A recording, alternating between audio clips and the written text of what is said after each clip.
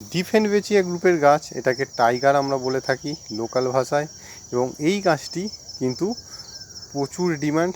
এর এক একটি পাতা 2 ফুট থেকে 2.5 ফুটের মধ্যে হয় এবং এই যে পাতার প্যাটার্ন অন্য কোনো কিন্তু গাছের প্যাটার্নের সঙ্গে মিল নেই। এবং এই গাছগুলো সব নার্সারিতে যে চট করে আপনি পেয়ে যাবেন এরকম ব্যাপার নয়। এবং এই গাছগুলো খুব স্ট্রং গাছ। অফিস, কর্পোরেট সেক্টর, আপনার ফ্ল্যাট বাড়ি এবং আপনার যদি হোটেল বা রেস্টুরেন্ট থাকে সেইখানের ক্ষেত্রে কিন্তু এই গাছগুলো খুবই একটা দারুণ এবং অ্যাট্রাকটিভ গাছ। এই গাছগুলো আপনাকে চোখ খুললেই একটা আলাদা খুশি দেবে। চোখের সামনে গ্রিন এবং হোয়াইটের যে স্ট্রাইপটা খুব চোখকে খুব অ্যাট্রাক্ট করে। এবং আপনারা যদি হোটেল বা রেস্টুরেন্ট বা রিসেপশানের সামনে এই সব গাছগুলোকে রাখেন তাহলে কিন্তু এই গাছগুলো খুবই জেল্লা দেয় এবং গাছগুলো খুব হাইটেও বড় হয়। নর্মাল কেয়ার, কোনো ধরনের কিন্তু একে বেশি ফার্টিলাইজার দিতে হবে, খুব পরিচর্যা করতে হবে এরকম নয়। লো মেনটেনেন্সের গাছ, কাটিংয়ের থ্রু প্রপোগেশন করা যায়। আপনার